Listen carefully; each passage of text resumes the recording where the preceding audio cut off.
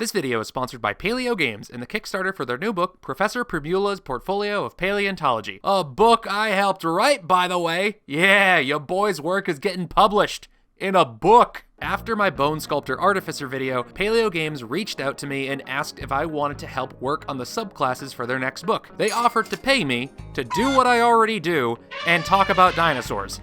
Easiest decision of my life. We made 4 subclasses for this book, and in this video, I'm going to go over the features of one of those subclasses so you can use it in your game. This one is on the house. Today, I'm going to be telling you all about the path of the Tyrannosaurus barbarian, a subclass I think you guys are going to find delicious. Let's just jump into it. At level 3, you get Combat Maw. This feature gives you a maw weapon. A maw weapon is a weapon mounted to your jaw or face that only this subclass is able to use. So think military-grade orthopedic headwear. The basic idea is you take an animal skull with big sharp teeth, duct tape it to your head, and you use it like an exterior set of chompers. There are 2 types of maw weapons. The Great Maw, the larger of the 2, deals 1d12 piercing, and the Razor Maw, the smaller one, deals 1d6 piercing and acts like a light weapon even while attached to your face. When you hit a creature with one of these maw weapons, you can use your bonus action to try and grapple a creature. You can still grapple a creature even if you already used your bonus action to go into a rage. So this is a hands-free grapple. Now with those 2 free grabbers, you can hold 2 weapons, grapple more guys, or my personal favorite, hold a shield. Unarmored defense doesn't conflict with holding a shield, so this barbarian can have a 1d12 weapon and 17 AC.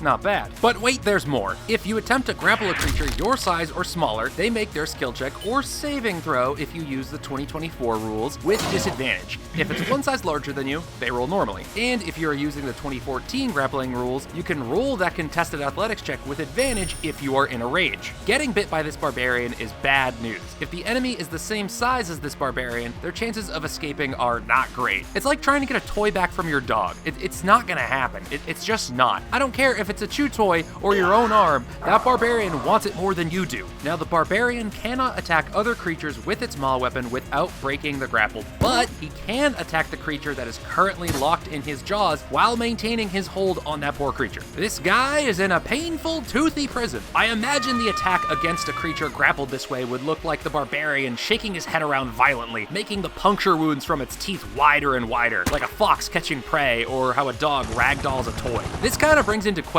what a missed attack roll would look like. I guess a missed attack roll would be not letting the barbarian shake you around. You know, the crocodile might put your leg in a vice grip, but preventing its death roll seems like a wise decision. And you might be able to stop him from shaking you around or death rolling you, but you are not stopping him from dragging you around. Another feature you get at level 3 is Drag Prey. You know how you have to move half your speed when you are moving a grappled creature? Well, because of this feature, that doesn't apply to this barbarian. You can move at your full speed when grappling a creature as long as you are wearing your maw weapon. You don't need to be grappling with your maw weapon, you can just be wearing it. So you can benefit from this ability if you are grappling with your maw weapon or your hands. You could have 3 guys grappled, drag them away from the sorcerer, and toward a few other jabronis so that same sorcerer can roast even more people with his fireball.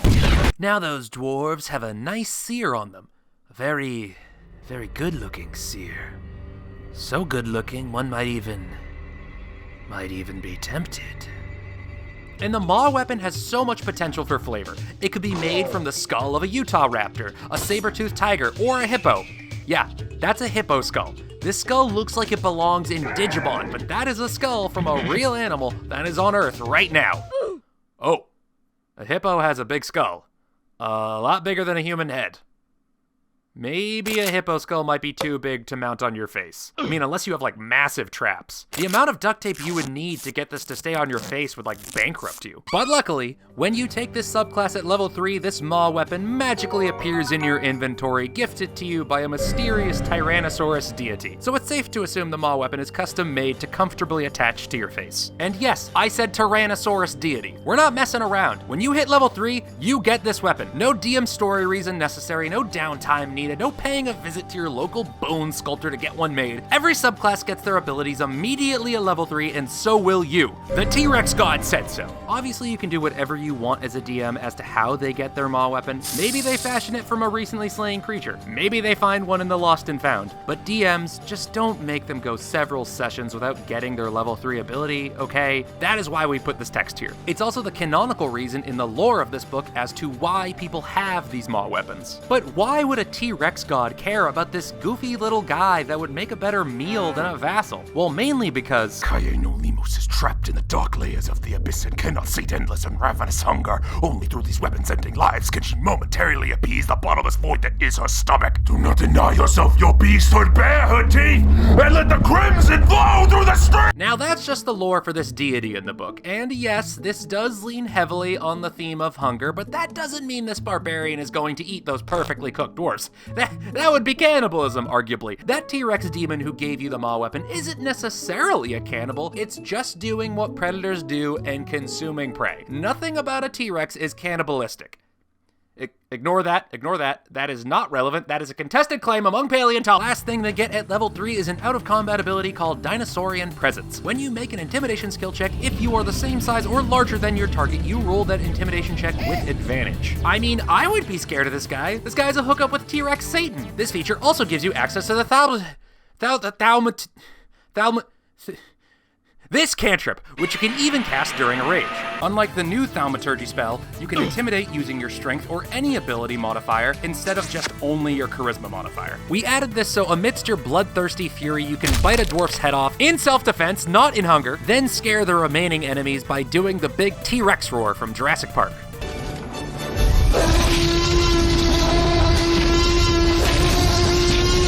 Now this book is being written by actual paleontologists, and that movie isn't very scientifically accurate. But despite all the inaccuracies about that film,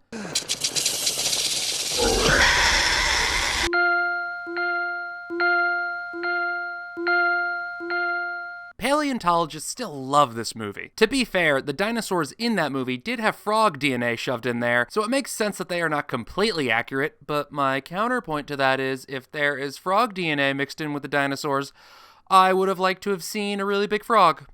You know, just a T-Rex sized frog. We have plenty of dinos in movies, not enough big frogs. That's what I want. I don't care if the science doesn't agree with me. We deserve big frogs. Level 6. Level 6 gives us Tyrant's Presence. When you enter a rage, you can grow by 1 size category. Unless your size is small or lesser than small, then you grow by 2 size categories. The small caveat is there to allow people to use a small race, like a gnome, and still gain the full benefits of this feature. It's not the most optimal choice to play a small creature, but we don't think that should ruin someone's fun. The Rex in Tyrannosaurus Rex is Latin for king, so a gnome T-Rex barbarian is by definition a short king. Now some of you might be thinking this is starting to sound suspiciously like giant barbarian. Both can increase their size and both get thaumaturgy. It sounds wrong every time I say it, but the similarities stop there. Don't worry, because this is not a giant barbarian, this is a cannibal T-Rex barbarian. If we are making this Tyrannosaurus barbarian into a grappling subclass, we gotta make sure you can grapple everything you come across, be it man, dinosaur, dragon, or humongous frog. Now that you are bigger, you can grapple bigger creatures, and while you are in big mode rage, large creatures roll with disadvantage against your grapple attempts. You have the edge against a bear in a bear wrestling contest. And now that you're large, you can grapple huge creatures. Bear wrestling is for babies. We wrestle Tyrannosaurus Rex. Let us do the Tunguska tussle, T-Rex brother. Okay, you've grappled your reptilian relative. Great. Now let's give you some fun things to do while you grapple a creature. Your second ability at level 6 is Improved Drag Prey. Your level 3 ability, Drag Prey, lets you move your full speed while grappling a creature. This level 6 ability lets you capitalize on that with 3 options. The first option is Debilitating Drag, which reduces a grappled creature's movement by the number of feet you move them. So if you start your turn grappling a creature, you can move them 40 feet and now they have 40 less movement to work with. You could let go of them and grapple another creature, and that first creature may not be able to move at all. This gives you some great battlefield control. You could imagine this like getting dragged behind a moving car and it batters your legs, or maybe you go full crocodile death roll, not in place, but towards your destination. Keep rolling, rolling, rolling, rolling.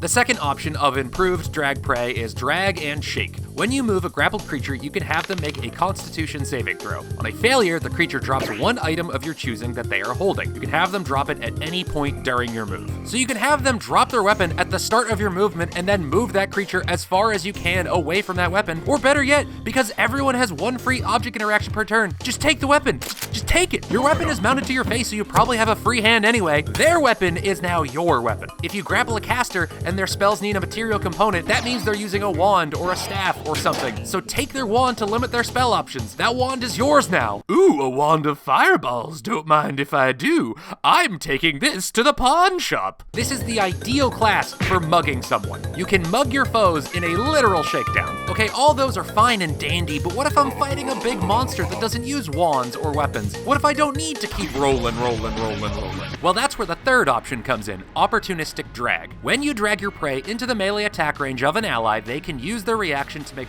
one attack of opportunity against that creature. Only one creature can make an attack like this in a single turn. Normally, moving a grappled creature away from someone wouldn't trigger an attack of opportunity. To trigger one, basically, a creature has to move outside of another creature's reach of their own power. Like walking away triggers an attack of opportunity, but being blown or dragged away does not. This ability allows you to trigger one when you drag them away. So let's say a dwarf is right up in the little innocent rogue's face. He's mad the rogue's sneak attack changed him from a brass to a baritone. So on your turn, you can grab that dwarf, drag him away outside the rogue's reach, triggering an attack of opportunity, and since you can trigger sneak attack once per turn, not once per round, the rogue can land a second sneak attack. So the rogue deals a bunch of damage to this dwarf and turns him into a tenor. With these drag abilities, it really pays off to pick a species with extra movement speed. Some good options would be Satyr, Leonin, Ergonasi, or Goliath. Goliath is a great pick not only because they get 35 movement speed, but also because they get large form, which lets them grow one size category at level 5. And large form can stack with Tyrant's presence, which would allow you to become huge and grapple gargantuan creatures. Goliath is a fantastic pick for this subclass. I went with Ergonasi because they have 35 movement speed, have neat out of combat spells, and have lightning resistance. Plus, I just thought I could make a cooler character design with Ergonasi. This species can make great use of the drag abilities. And Ergonasis are a lot less common in most D&D worlds, certainly less common than dwarves. And dwarves are totally different than Ganasis, right? So eating a dwarf would be fine.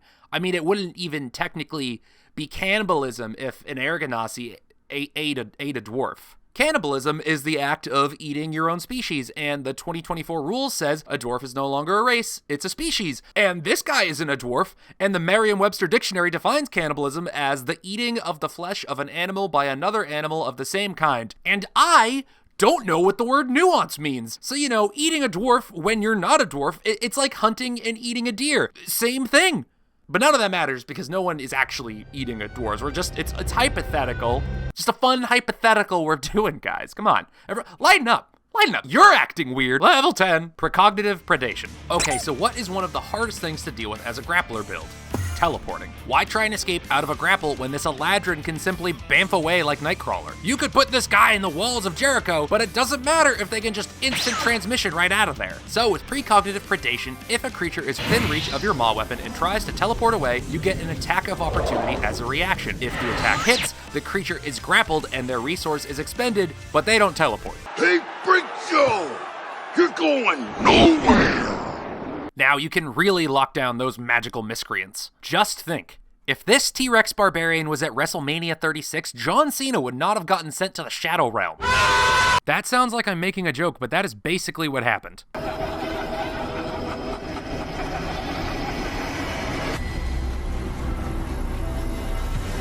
This was the same WrestleMania where The Undertaker casted a fireball spell. I don't watch wrestling that much, but my takeaway from all of this was the wrestlers in the WWE have magic powers. But hey, I'm getting off topic. Every scientist knows that the T-Rex never had to deal with wizards. Wizards didn't exist until 2007. And hey, if you want to support your favorite wizard, second favorite wizard, if you are enjoying the video so far, consider hitting the like button and consider subscribing and leave a comment. I respond to those. And maybe check out my Patreon. This channel has grown to the point where I'm being asked to work on books. I think this is probably the coolest thing I have ever done, and it's all because of you guys. I am constantly and pleasantly baffled by the amount of support people lend to these silly videos. So to the patrons, to the people who leave likes, to the viewers, to the commenters, to Dan, yes you Dan, thank you. Also at level 10, you get Predatory Instincts. If a creature is at 50% of their health or lower, bloodied, they get a -3 to rolls made to escape or avoid a grapple. It's really hard to wrestle a bear-sized man when you're experiencing traumatic blood loss. This can lead to some interesting decision making. Do you go for the undamaged orc harassing your teammate, or do you go for the bloodied boss because you may have better odds to grab them? T-Rexes, and pretty much every predator, go for the weak, the old, the small, the injured, the young. Why struggle for your food, potentially getting mortally wounded, when you can just grab a kid's meal?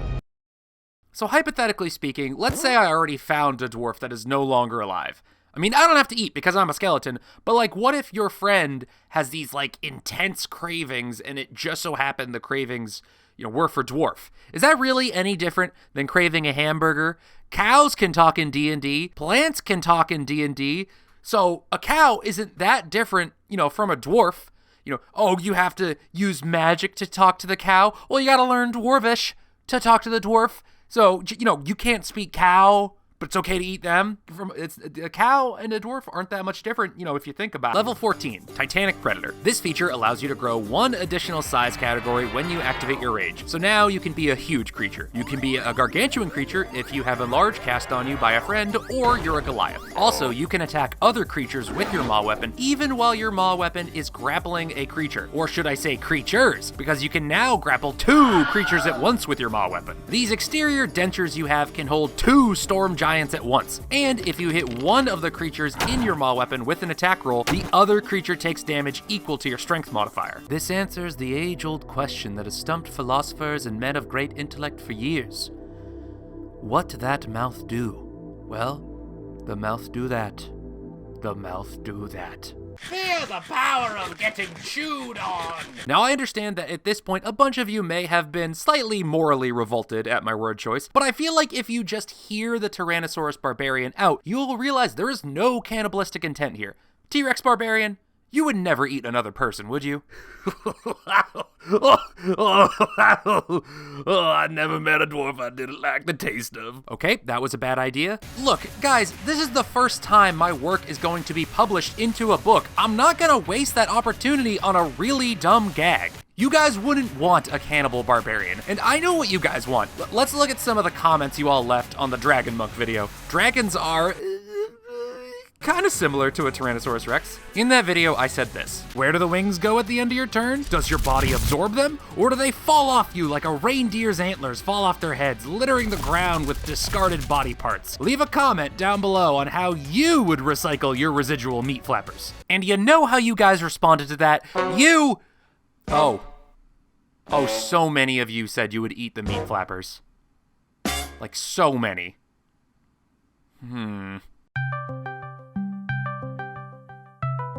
Hello. Hey, Nathan, how's it going? It's going well, Bone Wizard. How are you? I'm doing good. It's good you're good. Hey, so I was thinking, about the T-Rex barbarian, and what if we pivoted? What if we pivoted to like a different theme for a subclass? Like I know this is a dinosaur book, right? But the T-Rex is so obvious. Old hat, seen that, done that, whatever. What if we pivoted? What if we pivoted to just like a cannibal subclass? I think the D&D community, that's what they want. Like lizard folks are already have lore about eating people and they're popular. And the cannibals have tons of money. They got cannibal money. It's a very untapped market, honestly. So what if we just lean into that crowd and make the T-Rex barbarian a cannibal subclass? I don't think that's quite on Paleo Games' brand. Not really much paleo in cannibalism. Okay. Well, what if instead of a T-Rex, we did like a big frog? Gang, don't you worry. I hear you all loud and clear. The cannibals of the D&D community deserve their very own subclass, and Paleo Games supports the cannibal community. Me and Paleo Games fully support all the dietary choices of our fans. It's healthy and good for the environment. Paleo Games fully supports going green by getting red. And we, especially Paleo Games, whose legal team said it was super cool to endorse pigging out on people, are celebrating the cannibals with this level 14 ability, Devour Whole. Once per short rest, you can replace one of your attacks with an attempt to devour a creature whole. You and a creature you are grappling make a contested athletics check. If the creature is a smaller size category than you, they roll with disadvantage. If the creature succeeds, you only take a little bite out of them. They take half of 7d10 piercing damage, and you regain HP equal to half the damage you dealt. If you succeed and the creature has more than 100 hit points, yes, we're doing this again, you take a substantially larger and more scrumptious bite out of them. The creature takes 7d10 piercing damage, and you regain half that damage in HP. If you succeed in the athletics contest and the creature has less than 100 hit points, you devour the creature whole. you automatically bring them to 0 HP, murking the creature, making it your lunch, and you regain 4d10 hit points. So if you make yourself huge while raging, mechanically speaking, there is not a single creature that is too big for you to eat. Let me explain. The biggest size category in D&D 5e is gargantuan. At a certain size, it doesn't matter how big a creature gets because anything bigger than like 30 feet tall is just lumped into gargantuan. A creature as big as a 3-story building and a creature the size of a skyscraper are both the same size category. And if you are huge, that puts you in the second biggest size category, meaning you can grapple gargantuan creatures. Like Tiamat, the queen of chromatic dragons. For reference, that right there is a person, and that is Tiamat. She's huge, but she's so beautiful. So if you manage to grapple her somehow, you can swallow her whole. Eat the gods! Consume divinity! You could even eat an entire living, breathing Tarrasque. Also, Tiamat and the Tarrasque only have +10 to strength saves and athletics checks. Too weak. Okay, if you fight Tiamat at the appropriate level, your odds to grapple her are a lot better than I thought they would be. Actually, a lot of gargantuan creatures top out at +10. Yeah, I would totally take those odds. I would absolutely fuck around and find out, especially if you use the 2014 rules for grappling. Anyway, this barbarian can eat creatures as big as a house or as big as the moon. Mechanically speaking, your DM will probably not let you eat a planet-sized thing, and I don't blame them for that one, but most of the other creatures you face in this game, you can swallow them. This bad boy can fit so many dwarves in it, but the fun don't stop at level 14. We also added an optional level 20 feature to this subclass and the 3 subclasses I helped design for this Kickstarter. Those other 3 subclasses being the School of Taxonomy Wizard, a gambling wizard all about morphing your enemies and applying vulnerabilities to them, the College of Education Bard, a support bard that lets you instantly learn spells from any class just by seeing them be cast, and my personal favorite, the Ancient Beast Warlock. I call it the Dino Lock. A support warlock that is all about turning your friends into dinosaurs, because your patron just demands the world have more dinos. If you are interested in those subclasses or the Tyrannosaurus Barbarian, consider checking out the Kickstarter for Professor Primula's Portfolio of Paleontology. Not only is this D&D book full of dinosaurs, but it's also educational, because it's written by actual paleontologists who have so much passion for this stuff. It's got animals from the Cenozoic to the Paleozoic, all with descriptions on how scientists think they acted and the wild environments they walked, crawled, and flew through. Do you think dinos aren't cool enough? Stop it. Get some help. Well, this book has optional rules to make dinos magic and fantastical, like a shark with a chainsaw mouth. Will this shark also have legs? If I pester Nathan enough, it will. This book also includes playable dino species, backgrounds, items, feats, spells, fossils, and so much more. And the subclasses for this book work with the 2014 rules of D&D and the 2024 rules of D&D, so you can use whichever set of rules you want. So if you want to support Professor Primula's Portfolio of Paleontology, please check out the Kickstarter. There is a link in the description down below. Shoutouts to the patrons: Beefmaster, Jesse E, Nolan46, Panko6, Luna Brooder, Manifesting, Random Guy Variety, Spark Drake, Absentia Lucci, Alex Score, Anymoose, Sens, Christopher Cook, Dice Monkey, Ed Boy, Fusro Dog, Hayden Testhammer, James Spear, Mr. Nobody 13, Naima Maori, Owen Hansen, Pat Hughes, PK Hemi, Poggers Extreme, Seth Myaw, Volum, Wet Toaster, Zachy Lou, Xander3, and Zap4. Thank you guys so much, you're all the best.